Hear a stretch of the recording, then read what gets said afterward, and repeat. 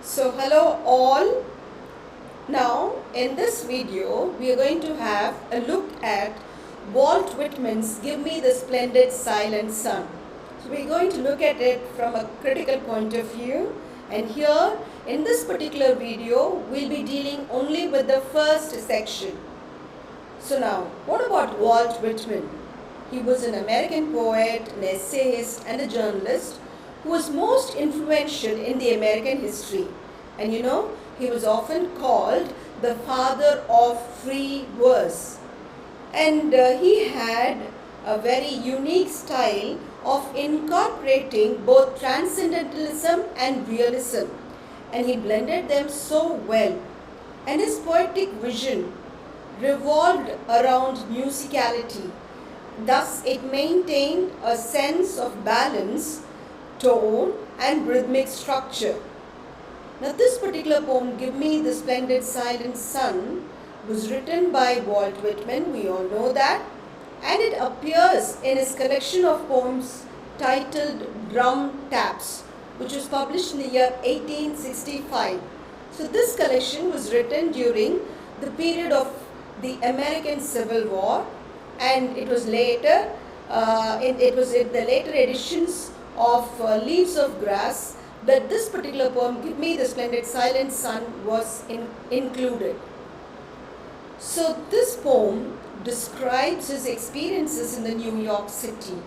Yes, the city of the skyscrapers, where the efforts of the North were continually being examined, and the efforts were discussed by every citizen.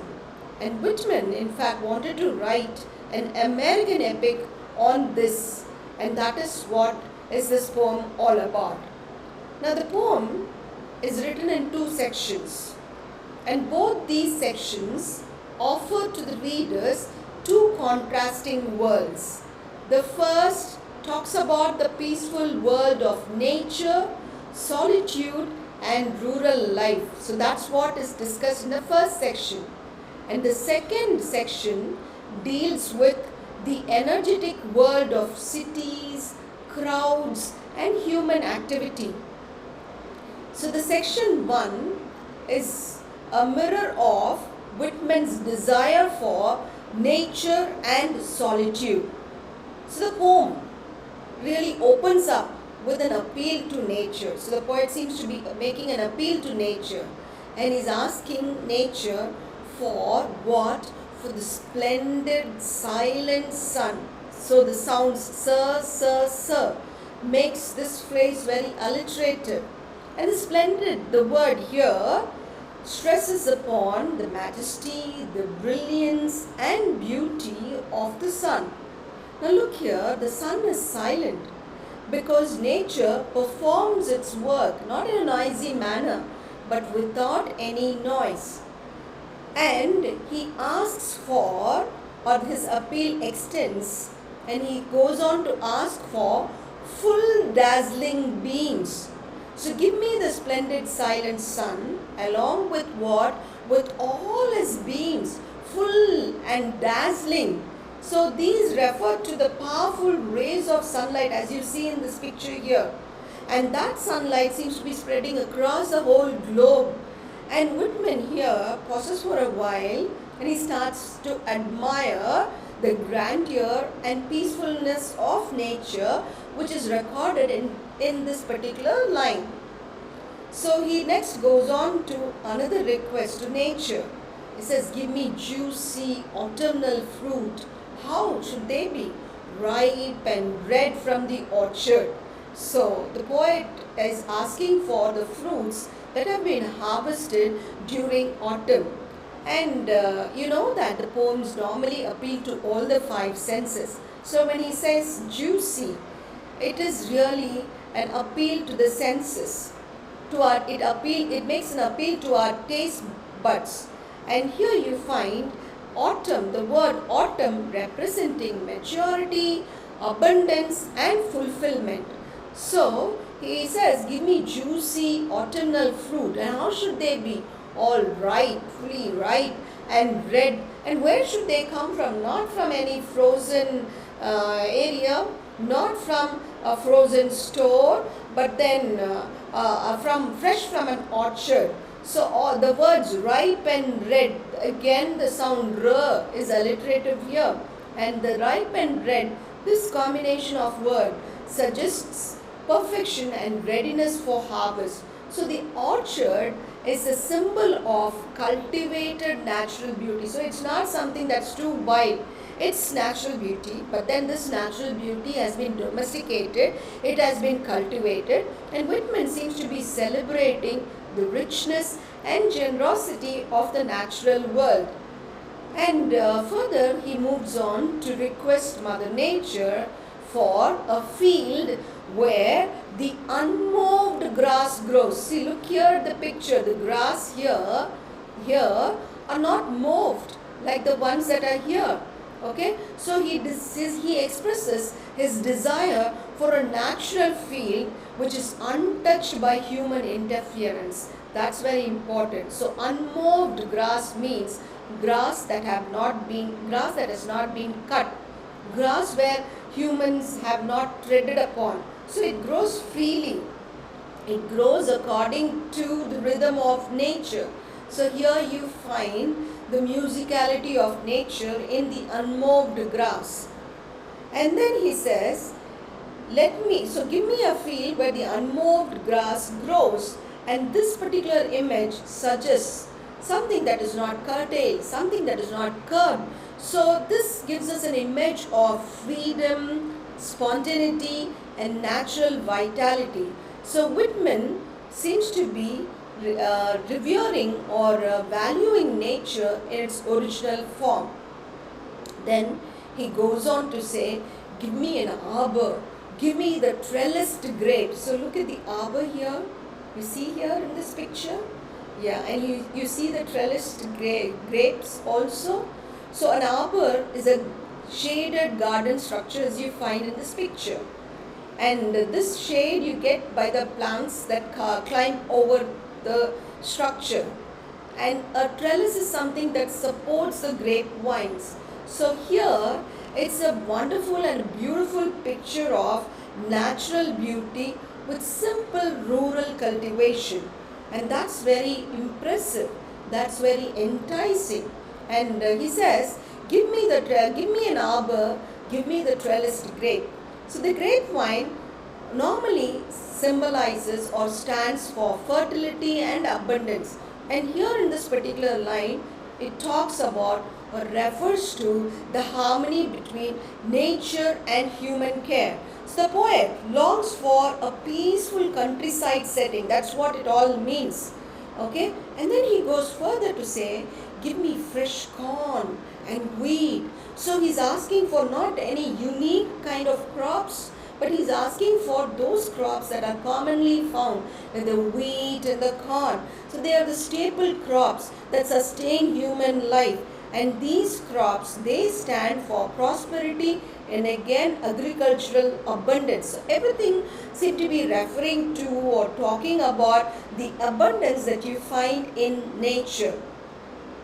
This particular line reflects the poet's appreciation of simple necessities or basic needs and how nature always comes forward to cater to those needs, and it does that. It nourishes people without any artificial luxury, and that's what is to be admired at.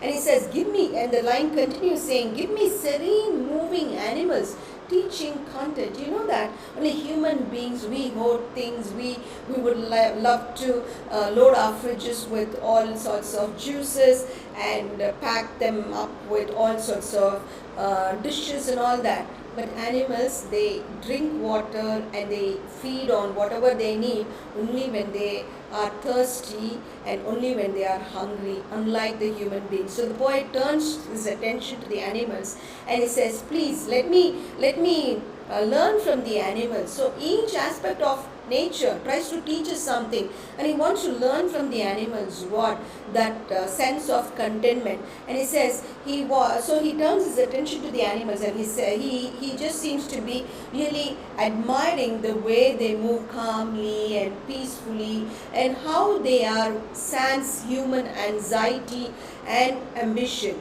So he's talking about that, and he also moves a step further to be a learner from one of the aspects of nature. He says their behavior of taking only what they need teaches me contentment, and I'm able to learn satisfaction and acceptance from these animals. Isn't it something worthy to be learned, worthy to be mastered? So Whitman admires the simple wisdom of the animals, and later on he proceeds further to say, give me nights perfectly quiet.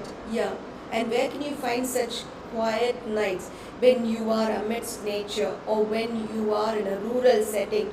And so here you find the poet desires complete silence. And night, according to the poet, becomes a symbol of peace and contemplation. And he says, because in such a night, there will not be any distraction. There will be nothing that will be interrupting his thoughts.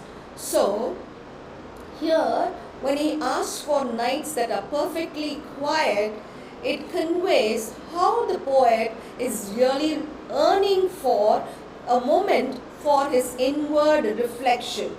So, he says, he uses a comparison. He says, as on high plateaus west of the Mississippi. So, Mississippi itself, the river itself, is a beautiful place. And when you go to St. Louis, you find that St. Louis, where the Mississippi flows, you find that that's the gateway to the west. And here he says, the western landscapes of America are very beautiful. They are very vast, and the plateaus are elevated and open. And we all know that the American West represents freedom and wilderness, and that's what he is craving for right now.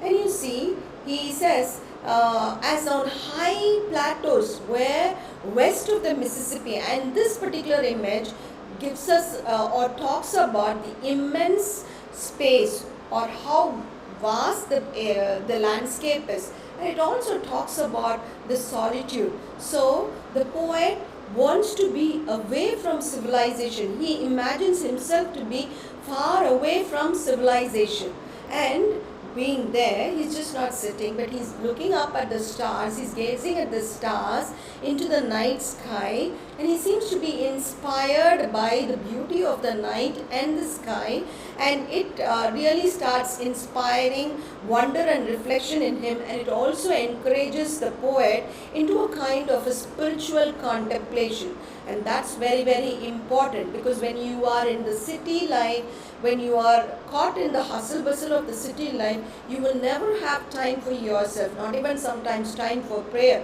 because that is what you experience when you go into a bustling city.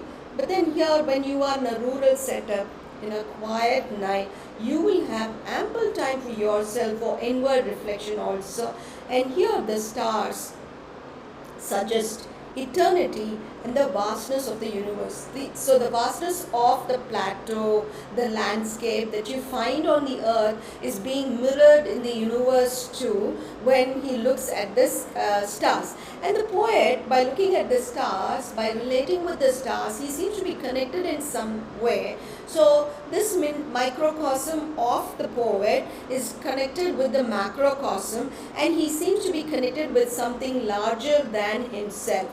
And he doesn't stop with that. He goes on to make another request. He says, give me odorous at sunrise, a garden of beautiful flowers. See, what a request. Now look at this picture. Probably this is what he wanted.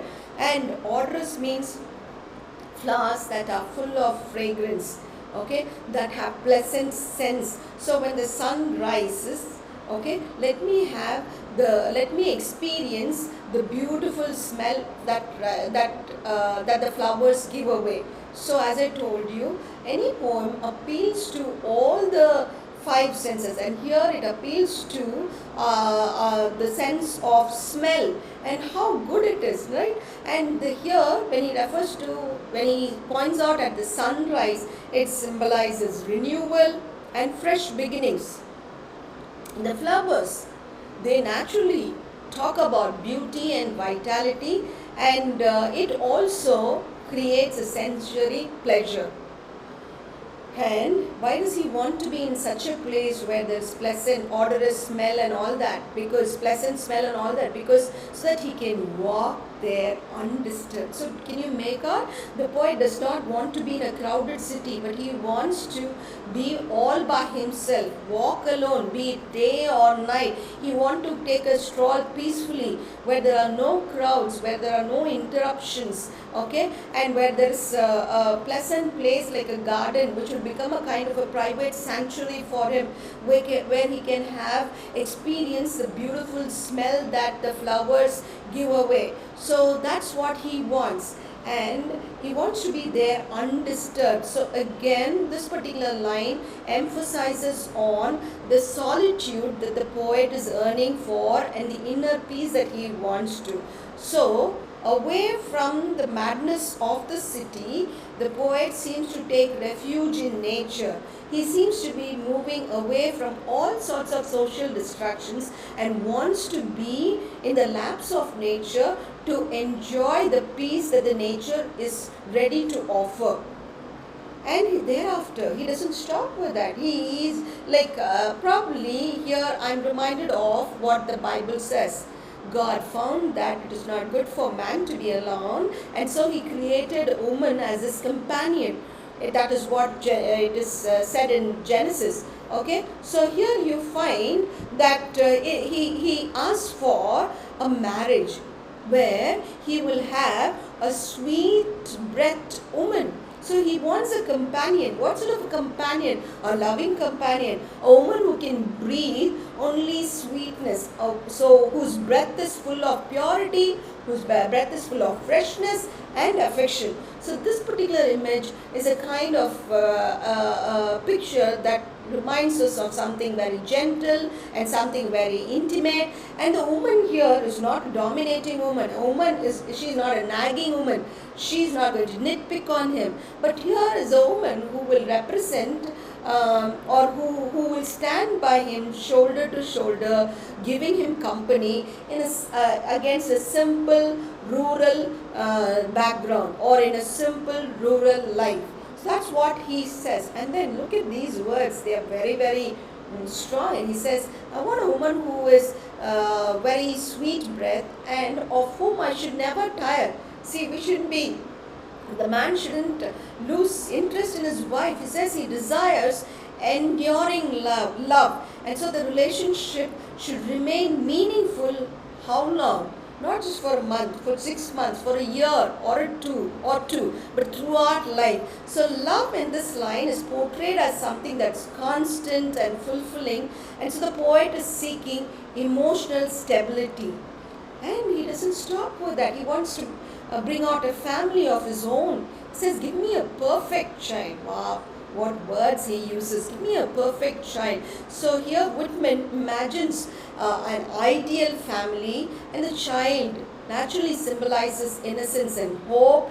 And so when he wants a child, parenthood itself becomes a part of his vision of happiness, and his home in against a rural backdrop is really an ideal paradise that he dreams of. And he says, give me all of these things away, aside from the noise of the world. So I want all of these things separated from the worldly distractions. So when he says noise of the world, it includes competition, ambition, conflict, desires, career and everything put together. And he seeks refuge from social pressures. Okay, so he seeks refuge in nature, he seeks refuge in the rural life, away from social pressures. And so to him, nature appears as an alternative to civilization. And he says He wants a rural and domestic life. Look at the picture, how lovely it is, no? So a rural life, meaning to say a life that's close to nature, where he'll have animals and fowls and cattle all living next to him. So it is a kind of a family centered existence rather than capitalistic centered existence. So the poet just wants a simple and a harmonious life, and that's what he imagines. And he says, give me to warble spontaneous songs. So while I'm doing my work in my fields, in my rural home, I want to just whistle out or sing spontaneous songs as the birds would chirp or as the birds would sing. So I would be very naturally singing melodiously like a bird, and songs have to not be should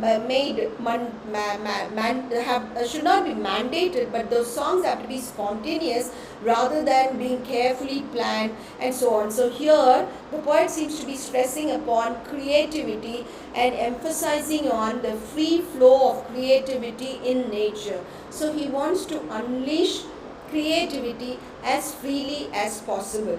Then he says, recluse by myself, for my own ears only. So he says, I'm going to sing, but I'm not going to sing for anybody else. I'm going to sing for myself.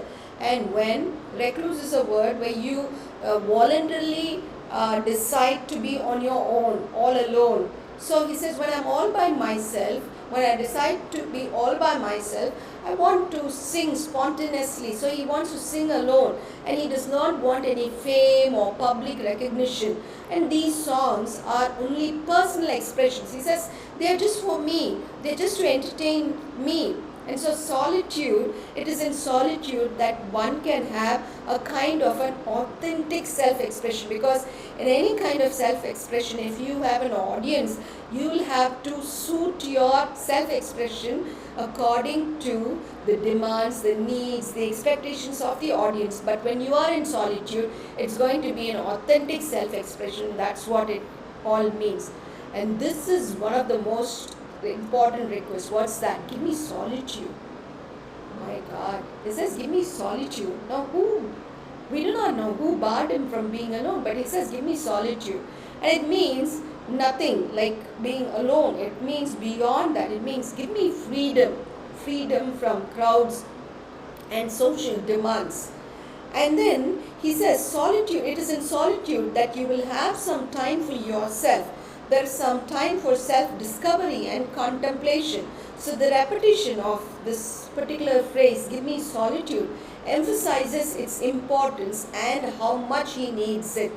And he says, give me nature. So he seems to be directly addressing to nature, but still he says, nature, give me nature. And this nature, he seems to be treating it as some divine force. And so he says, he wants nature. Why does he want nature? Because it is in nature that he will be able to find wisdom, he'll be able to find beauty and healing. So the poet or Whitman sees nature as a source of truth.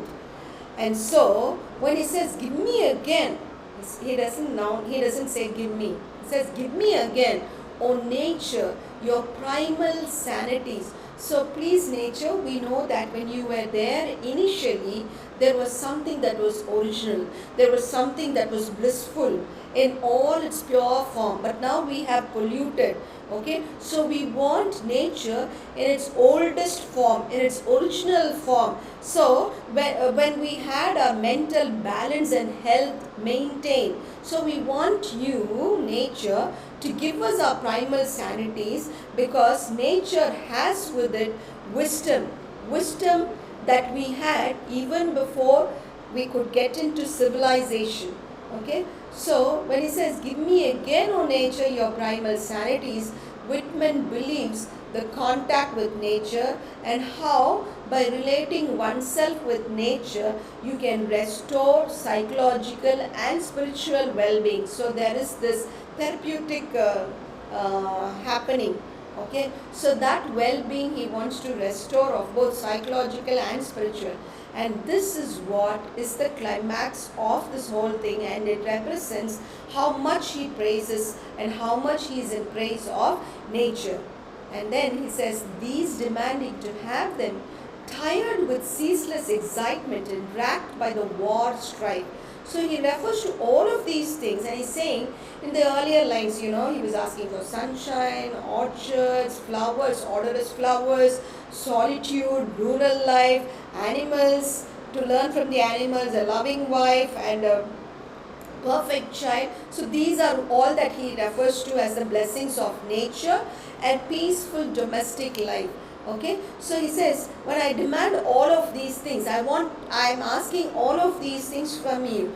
And he says, when I'm asking these, I'm not just asking them for namesake, I'm asking them very passionately. And he says that he wants them because he's asking for all of these things, or he wants all of these things because he's exhausted by the constant activity and turmoil of city life. So he's bored and bugged with the city life. So he wants something more than that. And it refers to the endless bustle, ceaseless excitement refers to the endless bustle, noise, stimulation of society, and all of these things caused by something called the city life, the civilization, and even the war. So the war has not only disturbed somebody physically, but it has also disturbed someone psychologically, sociologically, and here he even goes to the extent of talking about the emotional sufferings that someone has because of the American Civil War. And so Whitman suggests that the only way he can have peace is to go back to the village, to go back to the rural areas, so that he can be in close proximity with nature. Why does he want to go back? Because he is tired of all the conflicting situations and the social turmoil that he faces. So there is a parenthesis within which you have these words, tired with ceaseless excitement and racked by the war strifes. So it talks about how worn out he is, how emotionally worn out he is, and this kind of gives us a confessional tone. It creates a confessional tone. So these to procure, incessantly asking, rising in cries from my heart. So these cries are not from my lips, they are from my heart, and they are not just a cry that I make now and then I forget about it and then I ask or cry for it again. They are incessant, they are continuous prayers, and these are desires that I long for quite some time. So the phrase cries from my heart, okay, we see that the speaker is praying continuously or asking for these or demanding for these very continuously, and he has been desiring all of these things for quite some time. And here he says cries from my heart. So these words emphasize the sincerity and intensity of his emotional yearning. And so this longing is not something that will vanish, that will disappear like a bubble, but this will be there forever and it will never disappear at all. And so Whitman talks about his desire as something that's natural, something that is continuous, something that is a persistent force. So the repetition of the word incessantly highlights the endless struggle between hope and dissatisfaction. So while yet incessantly asking, now look here, there is a turn that he takes. Though I keep asking about this incessantly, though I keep longing for these incessantly, I still adhere to my city. I still cling on to my city. I still want to stay here with my city. I want to be attached to my city. The speaker wants to remain there. And the word adhere connotes loyalty, emotional dependence, and an inability or unwillingness to leave. There's a desire for you to go away to some other place, to the rural life, to experience rural life, to be in the midst of nature, but then you don't want to also. So it's quite paradoxical. This line is the central paradox where the city is both the source of suffering and the object of affection. And human beings therefore tend to be devoted to the city despite all the challenges that the city has to offer. So day upon day and year upon year, O city, walking your streets. The speaker now, so far he was addressing nature, but suddenly he turns and he starts addressing the city. So here is the poetic technique apostrophe that's used. He says, "O city," and the words day upon day and year upon year, they reiterate the passage of time and lifelong familiarity. So what does he do? He seems to be walking the streets, along the streets, between the streets, among the streets. So this particular line or these words talk about how intimately the speaker is intertwined with the city's daily life. And the city becomes almost a living companion. Remember, he asked for a sweet-breathed woman for his wife and a perfect child, but now the city becomes a living companion. And Whitman says that his identity is shaped through his continuous engagement with his milieu, with his environment. And he says, where you hold me enchained a certain time, refusing to give me up. Remember, I want to go away from you. I want to free myself away from you. But then you keep me enchained. So the city is personified. And the speaker says, you have enchained me. And both of these suggest imprisonment and strong attachment. And this captivity is temporary. We do not know, or we do not know if it's part of life's natural course. So the city does not allow the speaker to move away from it. It restricts his personal freedom. Still, the bond is not entirely negative. He doesn't say, hey, here, it has put me in shackles and I want to flee, I want to run away from it. No, he still seems to be enjoying the city life. And Whitman presents limitations as experiences that really contribute to someone's spiritual growth. So, here is the crux of it. Despite the city confining him, it seems to be spiritually nourishing him also. So the word glutted, yet giving to make me glutted, enriched of soul, you give me forever faces. So the word here is, it says glutted, meaning abundantly filled or satisfied. So my soul is enriched, and it indicates moral and emotional development. Okay, so there's a kind of a spiritual development that happens within the speaker despite all the limitations of the city, despite all the confinements of the city. So now he says forever faces, and that too in New York you'll find only faces. So forever faces, it refers to the endless variety of people. I should say peoples, because it's not just one race of people that you find in New York or you encounter in the city. It's multiple races, you have lots of people there. So Whitman seems to be celebrating the city's diversity, and the countless human faces, that itself becomes a source of wisdom, empathy and democratic fellowship.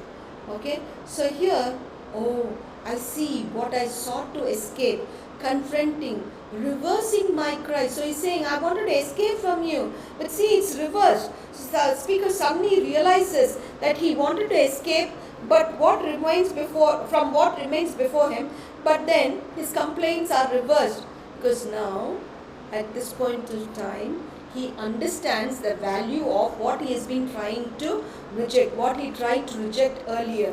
And Whitman presents a moment of self-discovery, not in solitude, not when he is in the midst of nature, not when he is in a rural area, but he finds a moment of self-discovery even when he is in the city. And the speaker's own perception of his true understanding comes through not rejection of the city life. So he understands himself. This true understanding does not come from his rejection of the city life, but his acceptance of it rather than escaping from the city life. Okay, so the speaker recognizes that his own soul has been rejecting the very things it once desired. Trampling down suggests abandoning earlier wishes after gaining deeper insight. So once he starts reflecting on the city life, he understands that the city life has spiritually enlightened him. And so all the wishes that he had earlier, he tramples down after the deeper insight of the city that he has now got. Okay, so the first section of the poem ends with a kind of a self-realization. The human desires often change when you have multiple experiences and with those multiple experiences come varied understandings or different perspectives. So change occurs when you have experience, and these experiences broaden your understanding, and that's what it's all about. Thank you so much for your patient watching.